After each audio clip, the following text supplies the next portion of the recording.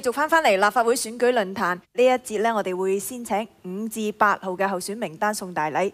各位選民，我哋送俾你嘅禮物係關心社群、用心聆聽、熱心服務、愛心奉獻、真心付出、一心一意。服務港島，我哋最強，全憑你嘅一票。未來4年，社區繼續有我哋嘅汗水，議會中更加有你哋嘅聲音。請長期支持民建聯嘅朋友，繼續支持民建聯。請支持5號民建聯鍾樹根團隊。跟住6號，各位市民，我哋而家送俾大家嘅禮物係，大家知道香港而家存在咗許多不合理、不公平嘅制度。特別係勞工政策上面，我本人認為，僱主拖欠工人薪水超過1個月要10倍罰款。第二個，不後分球情況下面，所有香港嘅打工仔，無論執行邊個工種，都一律享受有薪假期。仲有啊，炒魷魚。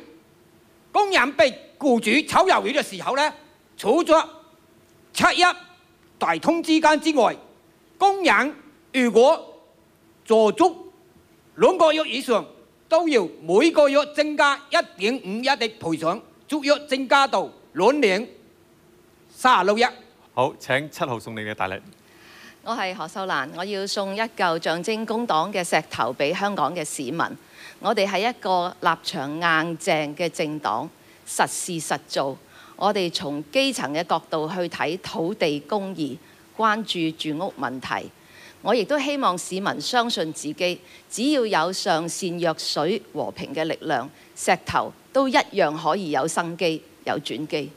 請8號送你嘅大禮。我係8號葉劉淑儀，我送個8字嘅同心結俾所有嘅候選人。香港要發，經濟要發展，社會要進步，年輕人有書讀有工做，港人要買到樓，仲可以樓換樓。我哋唔好淨係顧住玩啲政治爭拗，撕裂社會。我呼籲各位候選人喺選舉之後放下爭拗，同心協力建設社會，等我哋可以有更好嘅明天。多謝。係因為有一套不公義嘅制度。民主係乜嘢呢？大家用一個和平嘅遊戲嚟到取代咗政治嘅鬥爭。咁啊，先決條件你要有一套規矩，嗰個規矩大家接受嘅。而香港60%嘅市民永遠係少數，功能組別嘅人永遠係多數。喺呢個時候，正係呢一樣嘢撕裂社會，唔好賊喊捉賊。我可以繼續我哋嘅自由辯論時間㗎。我想問，又係問大家嘅第2條問題。我3年前喺呢個鏡頭度舉咗個是是但但牌。咁又可以逼令政府開放免費電視牌照。我想問，如果我3年前冇出現過，你哋在座咁多位有咩辦法可以令政府開放呢個免費電視牌照？請答。我係1號許清安，我想問公民黨喺呢個港珠澳大橋官司裏邊，你令到全香港市民損失咗幾十億。呢幾十億裏邊講緊。每一個香港人上一年政府派錢係原本派6000蚊，若果係你個官司冇嘅話呢，原本每一個市民係攞緊8000蚊。你究竟會唔會同全香港市民道歉？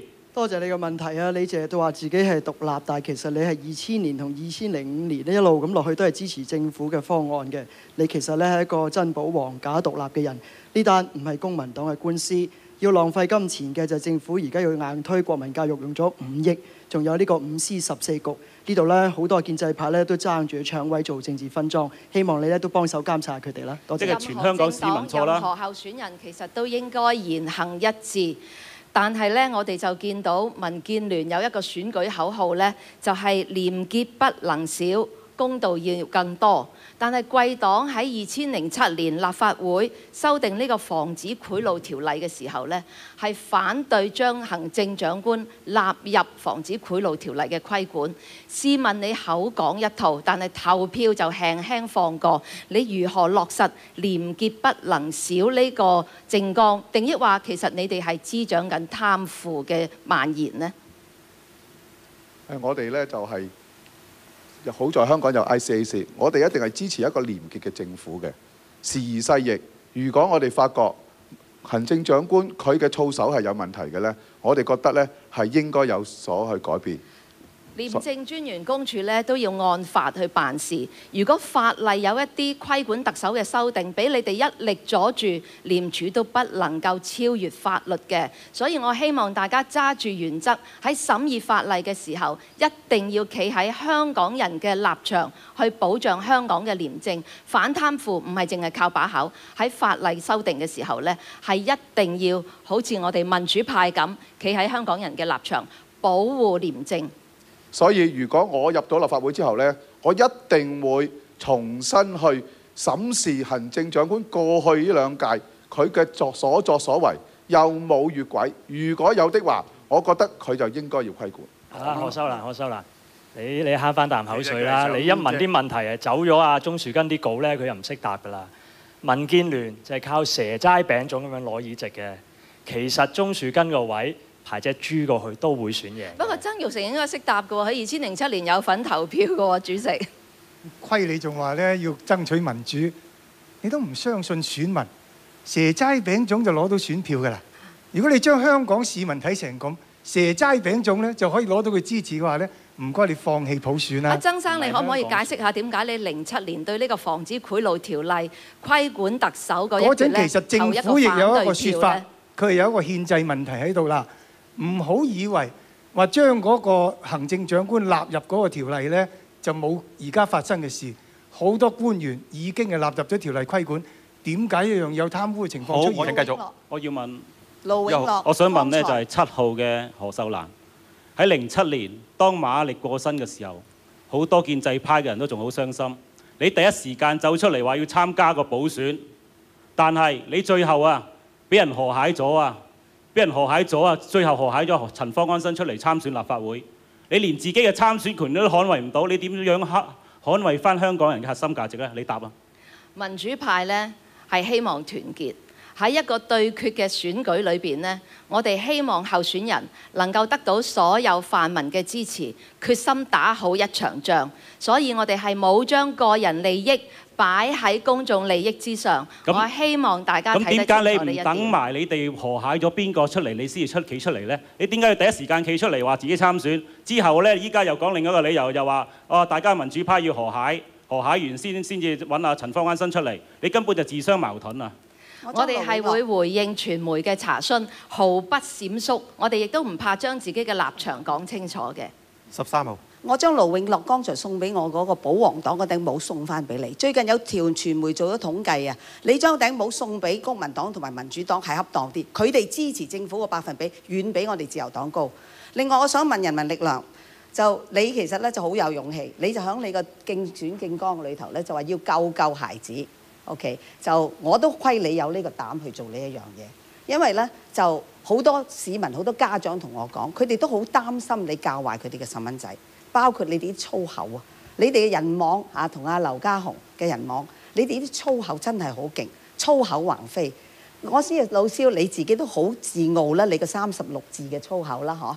咁亦都好真係好自傲啦，你自己啊係就拍咗一啲嘅粗口咧，就係即係咁樣分為咧，就係粗口同埋咧俗語。我哋只係講俗語啫，唔係講粗口。我都聽過嗰啲你唔該，你翻去睇一個定義先啦。自由黨是什麼東西？自由黨是什麼東西？港英餘孽，你知唔知乜嘢叫二神傳啊？以你嘅學問咧，你唔識得咩叫二神傳㗎啦。明朝嗰啲人投降咗去清朝咧，清朝咧就整咗本書叫《二神傳》。你啲粗口咧，我就好勉強咧，就上過你個網睇過。我相信好多家長都好痛心啦。你日日喺個人網嗰度咧，咁樣教佢哋係仔㗎，你知唔知啊？嗱，仲有咧就係你哋人民力量嗰啲嘅成員咧，唔單止係粗口，仲要教啲細路去瞓街、衝擊警察。嗱，好多家長好擔心㗎。你而家就話救細路、救孩子，咁你點樣去救呢？教細路仔最緊要係見到不公義嘅事，企起上嚟，唔好學自由黨嗰啲表面似係人，其實係人渣。肯定咧就唔係粗口，肯定啲父母咧就係話佢哋唔想個子女係粗口去瞓街去掟嘢。如果係咁，啲細路點教？自由黨咧就係講語言暴力，但係自由黨咧對小業主係非常暴力。自由黨係支持將個強拍門檻咧係降低到80%，幫地產商向地產商 say yes。No，你小業主，另外嗰啲嘅業主唔係業主，另外嗰啲唔係小業主，嗰啲係大企業。80% 係其他小業主，我哋都係要個社會發展，我哋都要社區發展嘅。處理幾多苦主嘅個案，我都有處理唔少，真係拜呢個自由。等我緩和下啲氣氛啦，我一出聲就靜翻啲㗎啦嚇。咁咧，我又問大家啦，你哋即係話冇回答我個問題喎。如果係咪你哋根本冇諗過點樣去開放呢個電視台嘅牌照咧？淨話你哋個個都唔敢得罪是但台咧？因為你哋一得罪咗是但台，你驚佢哋唔報你啲新聞喎，係咪啊？我想問下你哋，從來有冇諗過新聞自由？你哋點樣捍衛啊？做過啲乜嘢啊？我係咪低成本高效益啊？你哋同唔同意啊？請答。係1號。想問咧就係民主黨嘅楊森。依家麥齊光嘅事件就引起軒然大波，因為佢同另外一個政府高官就互租物業。你楊森喺之前立法會議員嘅時候，同李柱銘大家都互請對方嘅親戚做助理，仲係高薪講緊幾萬蚊，幾萬蚊嘅助理係好高薪嘅。你可唔可以回答翻你呢個做法？雖然你可以避過法律嘅制裁，避過立法會嘅規則，但係你覺得咁樣做法係道德上有冇問題？就首先多謝你呢個問題啦，即係你講翻當時我哋嗰個聘用嗰個職員嘅問題。咁首先咧，聘用職員咧就立法會好多個規限嘅，亦都好多嘅申報嘅。咁咧就話，咁我哋基本上喺咁多年，即係喺出任即係港島嘅前立法會議員，都要多謝香港市民嘅支持啦。咁咧就我哋基本上係做咗17年，喺17年之內咧，我哋完全冇任何嘅事件咧係違反呢個法律嘅。咁廉署亦都唔會係有任何嘅案件同我哋牽涉在內。咁我好多謝你呢個問題啊！